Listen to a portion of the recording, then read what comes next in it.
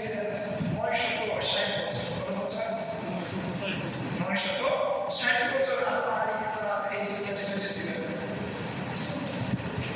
রূম জগতের মধ্যে হযরত আদম আলাইহিস সালাম তার ছেলে জাবুর, তার ছেলে দাউদ আলাইহিস সালামকে যখন দেখলেন তার সৌন্দর্য দেখে মুগ্ধ হয়ে তাকে তার জীবন থেকে 60 বছর নিয়ে দিয়েছিলেন। তারা 40 বছর নিয়ে গেছিল। কত বছর?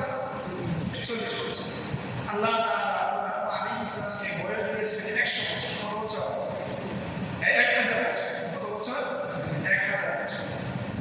তোর মধ্যে 40 বছর সময় আল্লাহ তাআলার কাছে আবেদন করলেন যে আমার জীবন থেকে 40 বছর সময় দাউদকে দিয়ে দাও। কাকে দিয়ে দাও? দাউদকে দিয়ে দাও।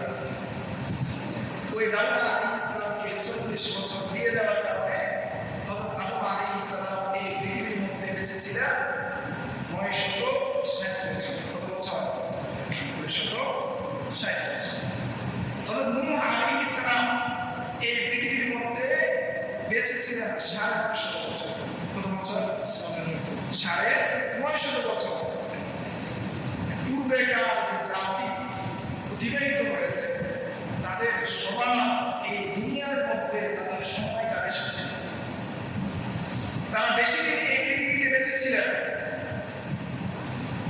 কিন্তু আল্লাহ তাআলা আমাদের সময়কে সংকীর্ণ করে দিয়েছেন, সময়কে কমিয়ে দিয়েছেন। আমাদের জীবন 60 থেকে 70 বছর, 60 থেকে কি 70 বছর। এবং এই 60 থেকে 70 বছরের ভিতরে আল্লাহ তাআলা আমাদেরকে এক নম্বর যে গুণ দিয়েছেন সেটা হলো আমরা সর্বশ্রেষ্ঠ জাতি। আমরা কি সর্বশ্রেষ্ঠ জাতি। এবং জান্নাতে আমরা কি সর্বপ্রথমই জান্নাতে প্রবেশ করব। তাছাড়াও আল্লাহ তাআলা আমাদের রাসূলকে বিশেষ কিছু নিয়ামত দান করেছিলেন।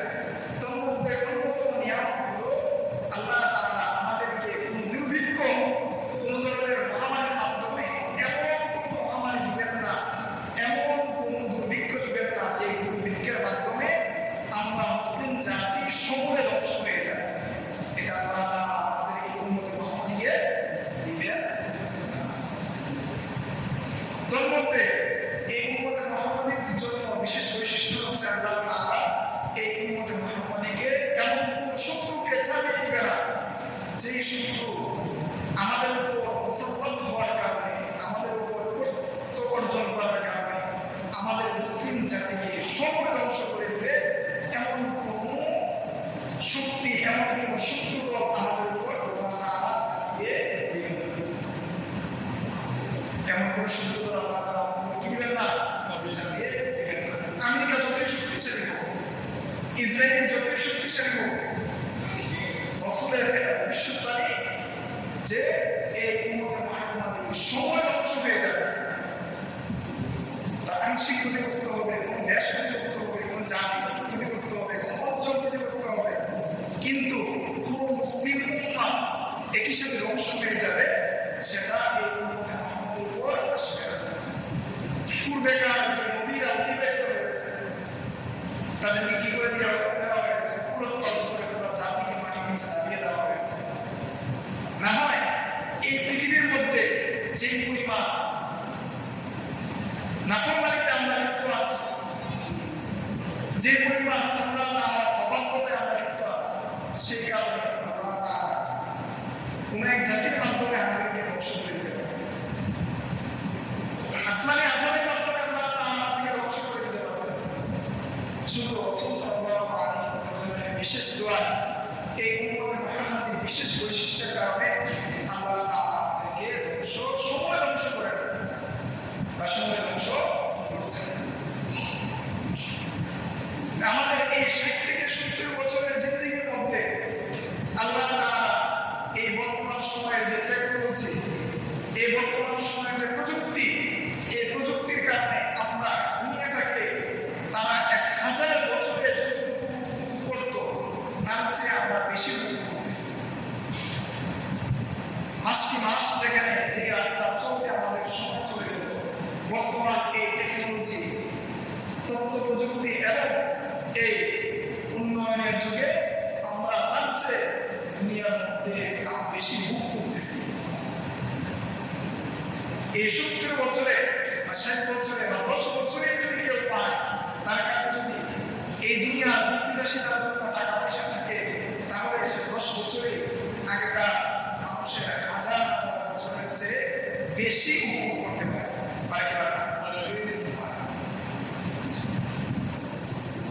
ওই সময় বেশি, ওই সময় থেকে যেভাবে আমরা এখন বেশি উপভোগ করতে পারছি, ঠিক তেমনি ভাবে আল্লাহ তাআলা আমাদেরকে বিশেষ বিশেষ আমল দিয়েছেন, বিশেষ বিশেষ প্রেক্ষাপট দিয়েছেন।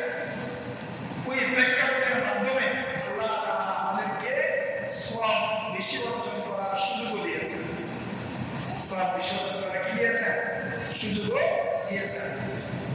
তো যে আলোচনাটা আমি শুরুতে করেছিলাম, তার মধ্যে এক নম্বর হলো আল্লাহ তাআলা আমাদেরকে এমন একটি রাত্রি দিয়েছেন যেটা 1000 মাস 83 বছর 4 মাসের সমান। 83 বছর 4 মাসের সমান।